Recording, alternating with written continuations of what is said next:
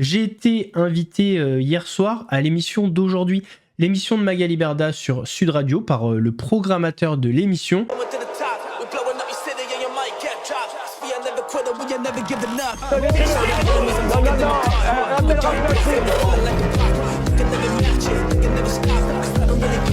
Vous fumez, monsieur? Le football, il a changé. Oui, peut-être. Ouais, c'est Laurent Delamousse, bienvenue aujourd'hui pour une nouvelle vidéo, j'espère que tout le monde va bien messieurs, dames, on est sur la vidéo actu du jeudi et j'ai un petit scoop pour vous. J'ai été invité hier soir à l'émission d'aujourd'hui, l'émission de Magali Berda sur Sud Radio par le programmateur de l'émission. Et si vous me voyez, c'est qu'effectivement j'ai décliné. Pourquoi j'ai décliné? Comme je lui ai dit, alors je vais pas lire son message mais je vais lire le mien. Je te remercie de l'invitation, mais je vais décliner. Déjà, je suis du sud de la France et pas emballé par l'émission, même si je respecte le travail. En tout cas, merci de l'invitation et bonne émission. Je suis resté poli, courtois, il n'y a pas de raison d'agresser les gens, de les insulter, etc. Lui, il y est pour rien. Mais voilà, j'apprécie pas l'émission, enfin pas spécialement, j'ai rien contre l'émission. Concernant Magali Berda, vous le savez, je la porte pas spécialement dans mon cœur, même si j'ai pas de haine à son encontre. Mais voilà, c'est une personne à qui je m'oppose régulièrement, que ce soit au niveau de ses actes ou ses prises de parole. Donc, je vais pas aller à son émission, voilà, on reste droit dans ses bottes. Après, je sais pas si elle était spécialement au courant que son programmateur m'a invité. Alors, je sais qu'elle me connaît, elle a déjà vu des vidéos, on s'était déjà pris un petit peu la tête sur Twitter, où elle avait dit que j'étais amoureux d'elle. Pas du tout. Je suis pas contre le dialogue, mais potentiellement de discuter de ce que je lui reproche, de ce qu'elle me reproche. Pourquoi pas, mais là c'est une émission avec plein de sujets, je vais pas participer à une émission où il y a plein de sujets avec une personne que j'apprécie pas forcément, voilà, vous pouvez m'en vouloir de pas participer, enfin, il y a peut-être des gens qui trouvent ça bizarre, mais je préfère être en accord avec moi-même, c'est le plus important. Avant de partir pour cette nouvelle vidéo, c'est le moment de soutenir la chaîne et moi-même en mettant votre plus gros pouce bleu, votre meilleur commentaire, on n'oublie pas de s'abonner et d'activer la cloche pour pas rater les prochaines vidéos. On fait de même sur la chaîne principale, où demain vous avez une vidéo explosive, on va parler d'Hakim Benotman. On va se régaler. Soyez là demain à 18 h. On me rejoint sur Instagram. Le nouveau, ok c'est mousse. L'ancien, c'est terminé. Je le redis, il y a plein de gens qui s'abonnent à mon Insta. Et oui, l'ancien, ouais, c'est mousse. Il a été hack, donc faut s'abonner au nouveau. On me rejoint sur TikTok, sur Twitch pour pas rater les lives du dimanche soir à 21 h 30. On va chercher à boire manger. On se met à l'aise et moi, je m'occupe du reste. On va commencer avec Laurent Romeshko. Ça fait longtemps que je l'avais pas vu, Laurent Romeshko.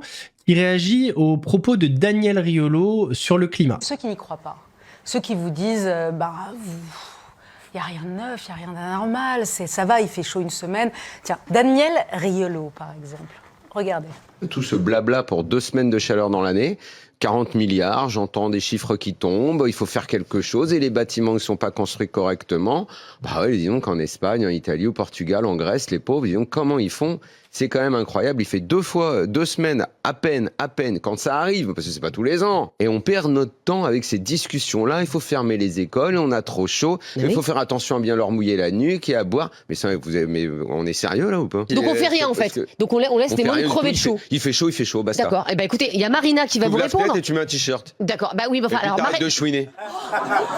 Maïtena. Mais le gros avantage, c'est qu'il n'est pas climatologue, si tu veux. Donc c'est l'avis de quelqu'un. Enfin, Oui, mais qui est écouté. Oui, mais il a une audience. C'est dangereux, en fait. Oui, qui a une audience et qui est dangereux, effectivement. On ne peut pas s'exprimer comme ça et dire... Pardonnez-moi, Louis et moi, on ne commente pas le foot. Ouais. Donc voilà, chacun Voilà, son truc aussi. Et Maïtena a raison. Ouais. Ah oui. Il y a quelqu'un qui est d'accord avec lui autour de la table, Mathieu Delorme. Non, le truc, c'est qu'effectivement, autour de la table, à chaque fois, quand on a TBT9, ils disent la même chose, c'est oui, mais en vrai, tout ça, ça vient de l'Inde, ça vient des États-Unis, ça vient de la Chine. Pourquoi nous, petits pays, on devrait faire des efforts? Et du coup, si les autres en font pas, on n'en fait pas. Du coup, personne ne commence. La part de responsabilité, ça, c'est toujours très compliqué à établir. Quelle génération va commencer? On est sur le même bateau. Le discours a été... Pendant très longtemps, le public considérait l'écologie comme quelque chose de punitif. Je pense qu'il faut avoir un autre discours, essayer d'en tirer des avantages, de montrer qu'on a un meilleur confort de vie si on fait cet effort qui va dans le bon sens. Je pense que sur les climato-sceptiques, la réalité c'est que ce genre de discours qui consiste à dire que c'est rien, qu'il ne se passe rien, il est tenu essentiellement par des gens qui ne sont pas sur le terrain, qui sont dans des studios où il y a la clim, qui passent leur vie dans des endroits climatisés. Vous ne trouverez pas un climato-sceptique parmi les agriculteurs par exemple. Les agriculteurs qui voient très bien ce qui se passe sur leurs récoltes, qui voient très bien ce qui se passe sur les périodes à laquelle les arbres font leurs fruits, les pertes de rendement, etc. Les gens qui sont dans la réalité concrète de l'environnement, ils savent ce qui se passe. Les climato-sceptiques, il n'y en a pas chez les agriculteurs. Grosse polémique pour M6 et l'émission Appel à témoins de Julien Courbet. En pleine émission, il y a un prêtre qui appelle et qui dit avoir rencontré Xavier Dupont-Ligonnès en 2022 et Xavier Dupont-Ligonnès aurait avoué ses crimes. Mon père, est-ce que vous êtes sûr à 100% qu'il s'agit de lui? Oui, bien sûr, avec la confession en dit beaucoup. Voilà, exactement. Mais on parle de 2022. Oui, 2022, alors, exactement. Mon père, je me dois de vous dire, il y a le secret de la confession, donc pourquoi vous nous en parlez ce soir? Parce que depuis maintenant quelques temps, ça fait un an, aujourd'hui, avec notre évêque de Carcassonne, M. Jalou, donc nous avons décidé aujourd'hui d'en parler, et on a profité de cette occasion-là. Voilà. Non, mais c'est complètement fou, là, ce que vous êtes en train de nous dire. Donc, en 2022, Xavier Dupont de Ligonnès, c'est alors, je ne vais pas vous demander ce qu'il vous a dit, évidemment, mais c'est confié à vous. Exactement, exactement.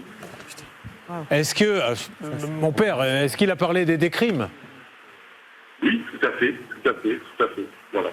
Il vous a dit, j'ai tué ma famille et je veux me confesser. Exactement, avec des fleurs, comme j'ai pu expliquer, il y a eu 15 minutes de fleurs et après ça s'est fait tête plus tête. Il était habillé comment, mon père? Vous vous rappelez à peu près ou pas du tout? Il était habillé d'une tenue simple, un jean, une petite chemise à carreaux. Il portait des lunettes? Très court, voilà. Un homme très mal dans sa peau. Comment, enfin, est-ce que vous avez senti un homme, on imagine, si on est en train d'avouer qu'on a tué sa famille, un homme désemparé, ou au contraire très froid, comment était-il? Non, il était vraiment désemparé. Je pense que là, on était dans un problème, comme j'ai pu expliquer, je pense, de psychiatrique à ce niveau. Il était vraiment dans un état plutôt... Et il est resté combien de temps avec vous, mon père, là-bas? Il est resté avec nous 4 jours exactement. Mon père, je me permets de vous poser la question. Pourquoi vous n'en avez pas parlé avant? Parce que j'ai voulu protéger un peu cette affaire-là pour éviter que ça fout un peu le pression chez nous dans le monastère. Exactement. Voilà. Et qu'est-ce qui vous a décidé ce soir, mon père? C'est-à-dire ce soir, en fait, comme j'ai expliqué tout à l'heure, on savait qu'il y avait cette émission-là qui allait être aujourd'hui. Et c'est avec l'évêque que j'ai eu tout à l'heure au téléphone, il m'a dit... c'est le moment d'en parler. De dénoncer tout ça, mais on dénonce tout aujourd'hui au sein de l'Église. Il n'y a pas que ça, on dénonce aussi les viols qui se passent chez nous dans nos paroisses. Tout ça, on dénonce tout aujourd'hui. Voilà. Alors, attendez, bougez pas parce que ça continue de rebondir. Que se passe-t-il en régie? S'il vous plaît, vous m'avez parlé. On a quelqu'un d'autre qui vient d'appeler?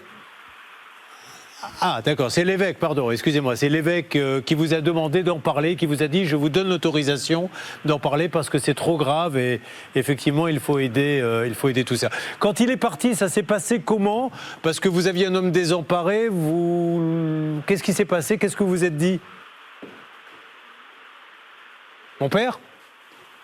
Oui, quand il est parti, ça s'est passé comment? Il est parti sans vous le dire ou il y a eu des adieux? Il vous a dit où il allait? C'est pas une question d'adieu, il a passé quelques temps ici, il est reparti sur un petit village, il m'a dit je pars dans les Alpes-Maritimes du côté de Grasse, donc on l'a laissé partir là-bas tout simplement. Il a dit je pars du côté de Grasse, donc ça se recoupe un petit peu avec tout ce qu'on a dit jusqu'à présent. Sauf que voilà, l'évêque de Carcassonne et de Narbonne dément formellement avoir donné l'autorisation à ce prétendu prêtre de lever le secret de la confession. Un homme se présentant comme prêtre du diocèse de Carcassonne et Narbonne, dont j'ai la charge, a fait hier une intervention sur M6 en prétendant faire des révélations avec mon accord. Jamais personne ne m'a contacté à propos de l'affaire évoquée, ni celui qui a pris la parole, ni même M6, avant de diffuser de tels propos. Je déplore donc ce manque de rigueur et de professionnalisme qui a abouti à cette séquence trompeuse pour le public. Donc c'est un petit peu la boulette pour l'émission de Julien Courbet. Il s'est exprimé à ce sujet-là, il a expliqué comment ça se passait dans l'émission Appel à témoins. Et en fait, ce monsieur a donc avoué qu'il n'était pas prêtre, mais il a dit qu'il avait des informations.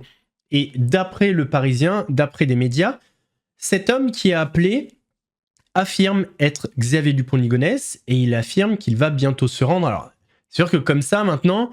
C'est compliqué de croire une personne qui a menti avant, mais voilà, je vous dis ce qu'il en est, à prendre avec des énormes pincettes. Aujourd'hui, il apparaît que le monsieur qui nous a appelé nous a peut-être un peu roulé dans la farine. Et d'ailleurs, c'est pour ça que je prends souvent des pincettes en disant attention, ce n'est pas parce que quelqu'un appelle qu'il dit la vérité. Et c'est d'ailleurs le principe d'appel à témoins en direct. Sinon, on ne ferait pas l'émission en direct. Si on doit vérifier, et là pour vérifier un témoignage comme celui-ci, il faut plusieurs jours. Donc dans ces cas-là, c'est plus en direct, ça devient un magazine d'investigation, etc. Le principe du direct, c'est de dire on prend tous les appels, on prie pour qu'il y en ait un dans tout ce qu'on va avoir qui soit le bon, ce qui a d'ailleurs été le cas dans des émissions précédentes où un jour... Par exemple, le dossier de Tessa Rimbaud, souvenez-vous, cette jeune femme de 18 ans qui a été renversée par un engin, et quelqu'un nous appelle à un moment donné pendant l'émission en nous disant si j'étais vous, j'irais voir du côté de ce monsieur. Moi, une fois, il m'a fait des confidences, mais en fait, en direct, c'est impossible difficile. à vérifier. Donc si on se dit avant de prendre ce monsieur, on va vérifier, bon, on le passe pas. Donc c'est le principe. Après, on peut remettre en cause le principe de l'émission. J'ai aucun souci là-dessus. Hier, il y a un homme qui nous appelle. Il se passe, donc vous êtes en régie. Mais ce qui est assez dingue, c'est que, écoutez bien, ce monsieur, donc visiblement, n'était pas curé, mais vous avez passé la nuit. Vous m'entendez? La nuit entière au téléphone avec cet homme qui laisse son numéro de téléphone. Je vous laisse nous expliquer, Stan. Ce monsieur nous appelle hier en régie. Ce qu'il faut savoir, c'est qu'on reçoit plus de 1000 appels pendant l'émission. Il y a des journalistes, il y a des enquêteurs de la RPD, donc des gens qui sont habitués à recueillir des témoignages comme ça. Donc on filtre quand même beaucoup. Et lorsqu'un témoignage nous paraît à peu près sérieux, c'est-à-dire qu'on pose quelques questions et qu'on se dit ce monsieur a l'air à peu près cohérent dans ses propos, alors on décide de le passer à l'antenne. Et là, ce monsieur se présente comme un prêtre, nous dit j'ai toutes les preuves, il n'y a aucun problème, je peux vous envoyer, d'ailleurs, je vous envoie une photo, là, je peux vous envoyer une photo, je peux même vous envoyer le numéro de téléphone de Xavier Dupont de Ligonnès. Donc, nous, derrière, on vous le passe, vous lui parlez, et ce qu'il faut savoir, c'est que derrière, lorsque on le reprend en régie, moi, ce monsieur, je continue et je le harcèle un peu en lui disant alors la photo, ça ne vient pas. On essaye d'avoir une confirmation avant la fin de l'émission, on n'y parvient pas. Et une demi-heure après la fin de l'émission, on est quand même un petit peu chagrin en coulisses d'appel à témoins. Donc on se dit, on va quand même le rappeler ce monsieur. Donc je l'appelle. Et là, on discute pendant une bonne heure et je le travaille. Et là, il finit effectivement par me confesser qu'il n'est pas prêtre, qu'il a d'autres informations à me donner. Bon. Messieurs, dames, est-ce que faire de la pub pour des produits de minceur, c'est ok ou pas? Alors la question comme ça, quand elle a été posée, quand j'ai vu l'extrait, moi je me suis dit, c'est pas ok. Parce que c'est vrai qu'on est matrixé par les influenceurs, leurs promesses bidons, leurs produits bidons. Mais c'est vrai que quand on y repense, on a tous grandi avec des pubs pour Weight Watchers, qu'est-ce qu'il avait fait déjà Benjamin Castaldi il y a pas longtemps. Et en fait, on se rend compte qu'à cette époque, on trouvait ça ok.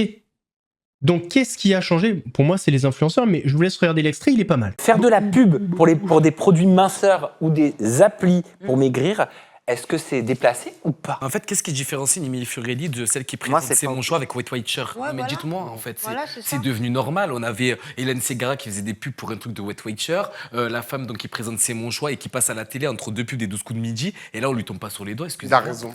Non mais je comprends pas. Non, pas pour moi. C'est pas ok, pourquoi? Parce qu'en fait, je vous explique, je trouve que oui, c'est encadré, imaginons que c'est encadré dans le respect de la loi, nanana. Malheureusement, l'opposé, c'est tous les gens comme Sarah Fraisseau qui faisait de la publicité pour des thés mincissants, pour des gélules mincissants, décrédibilisent les gens qui le font, effectivement, peut-être accompagnés, qui le font parce que c'est dans une façon loi légale et tout ça. Donc, je trouve que malheureusement, il faut réglementer et il faut que les choses soient claires et nettes pour les gens qui regardent parce que les qui font des fausses placements, donc les placements déplacés du coup, ils décrédibilisent la vérité des choses. En gros, est-ce qu'il ne faudrait pas être un professionnel, je sais pas, de la diététique, tu vois, pour pouvoir parler de diététique? Non, mais c'est une vraie question qu'on peut se poser. Et moi, je vais vous dire, on fait le sujet, et moi, pour moi, c'est ok et c'est pas ok, mais c'est carrément ok.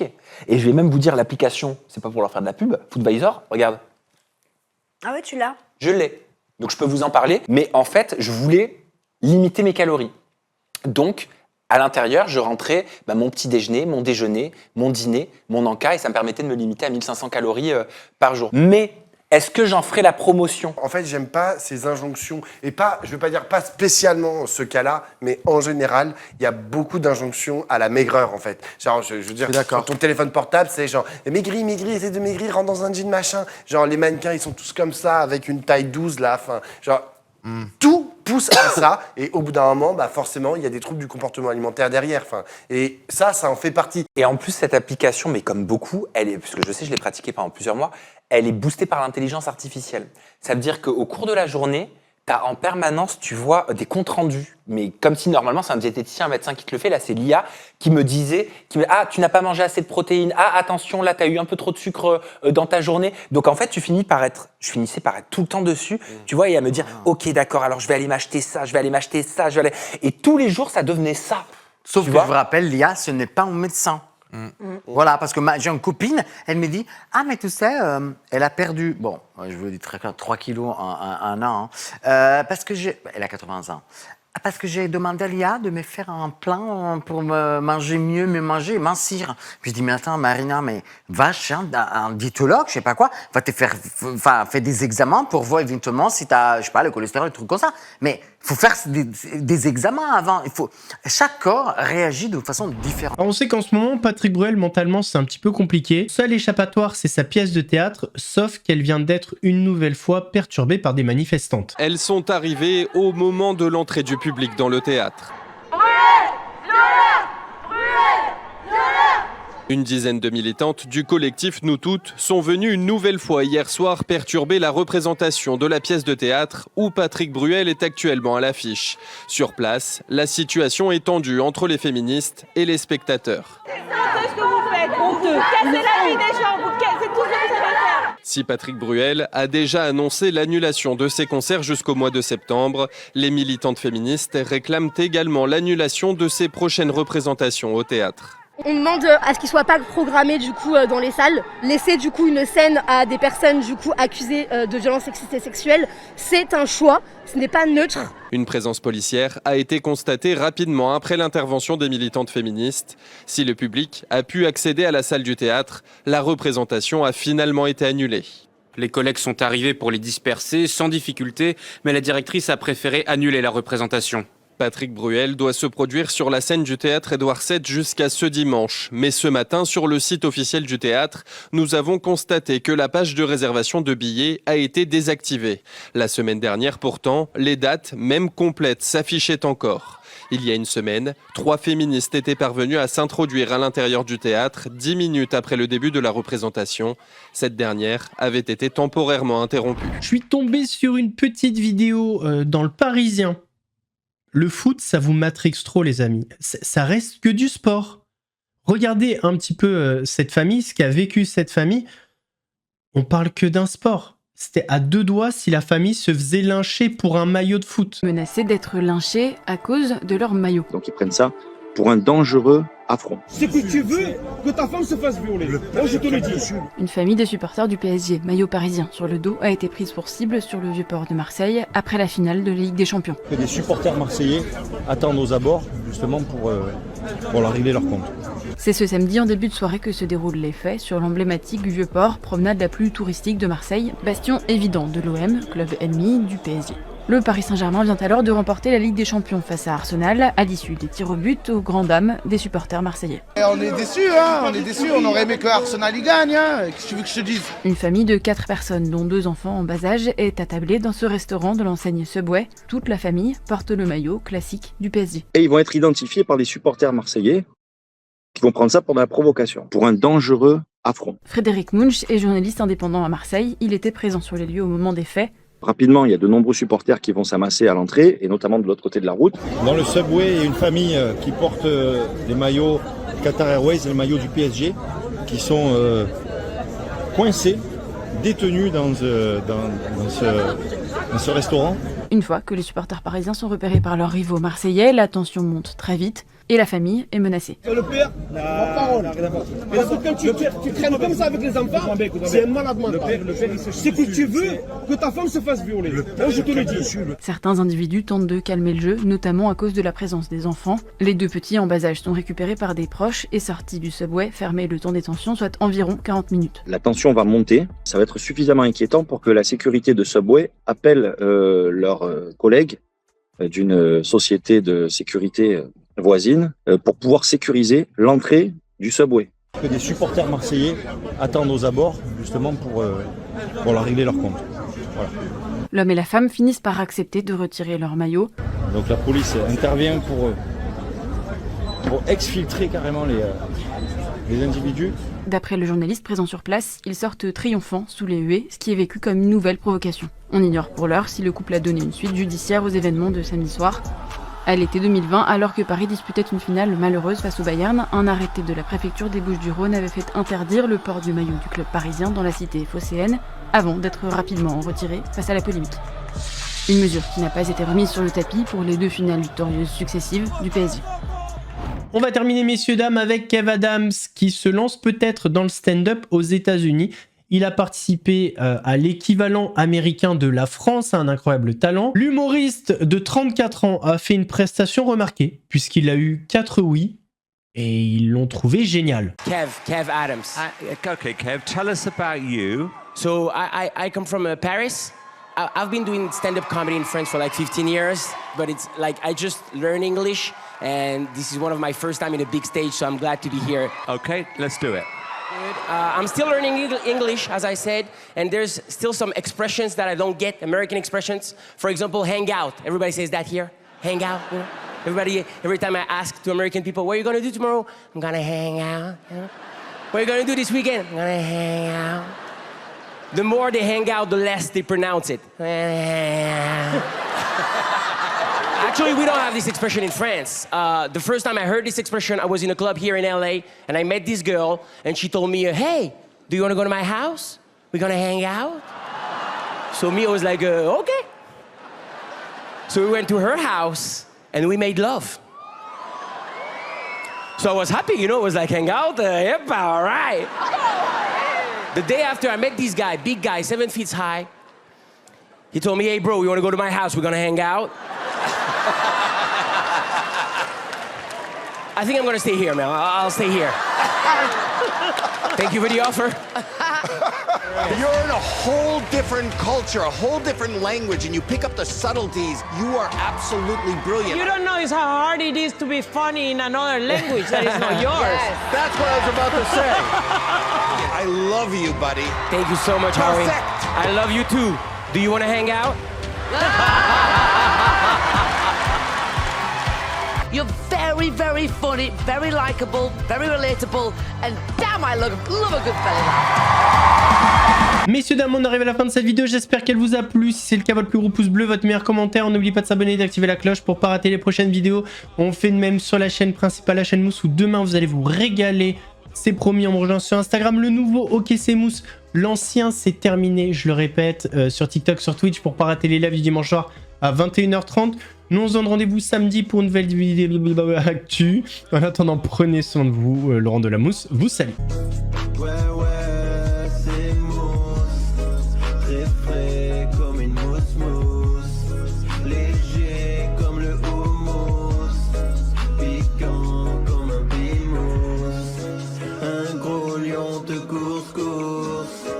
Tu cries, t'as la fausse, j'arrive à la rester.